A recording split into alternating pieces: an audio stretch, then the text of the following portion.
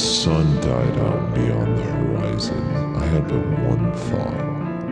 How unlucky do you have to be born right before the end? No. How lucky are you to be born before it's all over?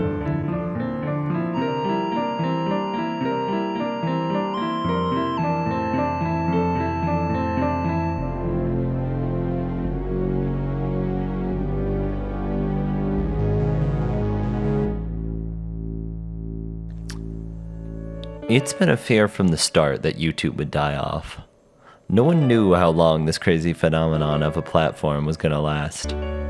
Now, however, it's pretty clear that barring something extraordinary, YouTube is here to stay. It is simply too big and widespread. And with that being said, I think maybe it is dying. Now, obviously, those two can't both be true, so what do I mean by that? I mean that YouTube, as it was first created, as a place for individuals to post anything for anyone to watch, is dying off. It now mainly exists somewhere between a casino and a game to be won, with creativity still existing in the in-betweens. But people have been shouting that bleak statement for years, and I've been with them all that time, looking for a way for this massive platform to come back to a place of creativity and uniqueness when it felt like we were losing that. Now, though, I think I'm ready for it to die. For it to commit. Right now, a lot of what's out there is like hyper-palpable laughs, broadly appealing entertainment, tutorial content, and I think it's time for that to be most of what it is. That's a bold claim, yeah, that kind of flies in the face of everything I and most other up-and-coming artists believe. So let me work through my thoughts as they come to me while talking about the king of YouTube, Mr. Beast. Alright, so here's where the video gets tricky. If you're tuning in from the future or just haven't heard, a bunch of videos and claims have come out against the Mr. Beast company recently. I'll skip the specifics, largely because I don't know a lot of them, but basically some of the things they've done or said they were doing either weren't great or weren't true. Anyways, I'm about to talk about Mr. Beast pretty positively in the next section, because the day I was writing this, I had just watched a documentary on Mr. Beast and how he got his start, and how happy he was the first time he gave away $10,000. Oh, how sweet. So when I heard all this stuff was coming out, I initially just canned this video entirely. Which is why I'm very glad that making the background music was the first thing I did for this, because it convinced me not to give up on the rest of it. Point is, my feelings are still very undecided and conflicted on Mr. Beast, and I feel like we need a lot more official statements from all sides, but here's what I was thinking at the time with some added comments. As of July 2024, he has the biggest channel on the platform with over 300 million subscribers. His videos usually involve something crazy or challenging, as well as a lot of money or charity. There's something that can be immediately understood and enjoyed by anyone. Being buried alive for a week is wild. $250 million is a lot of money. His videos started blowing up in a completely unprecedented way, and it feels like the platform has been chasing its own success with him ever since. The so-called Beastification of YouTube. Keep it safe and enjoyable, keep it simple to understand, keep it quality. I used to resent Mr. Beast for his ability to tap into the simplest desires of viewers and his never-ending drive to make the best videos possible. Where's the artistry? Where's the danger? I cried, referring to my own definitely half-baked but still kinda heartful videos. How could he hold one goal in his mind and not constantly change it? Said a part of my brain that did not know what was coming. Now, I respect him a lot.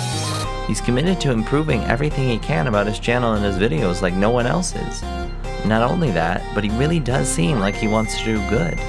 He sees money as a tool, a source of sustainability and enjoyment rather than something to be hoarded. Frankly, I think that Mr. Beast is the best YouTube is gonna get. As its values are now, that is. And those don't look like they're gonna change much. The whole platform is kind of cornered by its own weight and widespread use. Which brings us to its death. I think the bells are ringing and have been for a while. The Beastification will be complete soon, and the platform will become something else. Something very useful to a great many people, but maybe no longer the hub for up-and-coming creatives to rocket into their own unique version of success. Don't get me wrong, I think there will still be room for creativity and innovation, and for new ideas to move in and take off. But I think a majority of the platform will be by the book, following the guidelines that make for a good YouTube channel specifically. Anyone and everyone can still post whatever they want, and they should. Your best chance of success really is to do what you enjoy to do. Make that your goal, and you're gonna make a lot of things you'll be proud of. But if fame and money is your goal, then you've got to enjoy the grind and the consistency that the advertisers above demand. Creativity is not dead, obviously. There are agencies actively looking for new talent in hopes of giving them a foothold into the YouTube landscape. But that's just it. It's become a corporate and a brand project rather than an individual one. And that's okay. I do not want to lose all the small artists chilling in the cracks of YouTube. But they probably know better than anyone that it's a tough environment to survive in. And there will be new ways for people to find their start in their audiences. But YouTube might not be one of them anymore. I don't know. Maybe I'm getting ahead of myself. I think I enjoy the dramatics of saying YouTube is dying, because it's easier to think about that than what will ultimately be a less concrete ending. But still, the feeling that this era is well on its way out has gotten stronger and stronger with every YouTuber that retires. Maybe it's just making room for more bright-eyed artists and personalities. Or maybe it's time for us to look for greener pastures, same as our elders. Or maybe, again, it's just me. Personally, I've had this dream for a long time, and I've found myself doubting it a lot lately. I still love this creative space, but it's not the same one I first stepped into. Change is not bad by any means, but I think because of that, my dreams have started moving on. And I kind of want to find a new way to have my voice heard and my creations viewed. Or maybe not. Maybe I'm realizing that having my voice heard by millions isn't all that I thought it would be. Honestly, I have no idea what comes next. And I'm very excited for that. But I don't even know how to picture it because I've been here for so long. I feel like a lot of people feel that way. We desperately want something that's truly new, but we have no idea how to get it. And there's no way to know until we start taking steps in the dark. But I know we'll be fine. You and I will find a new home out there.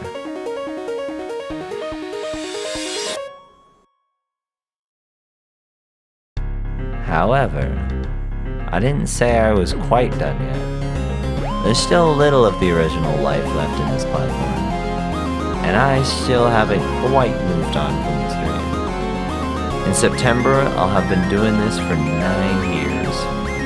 That's a pretty good place to end it. But what if I can make it to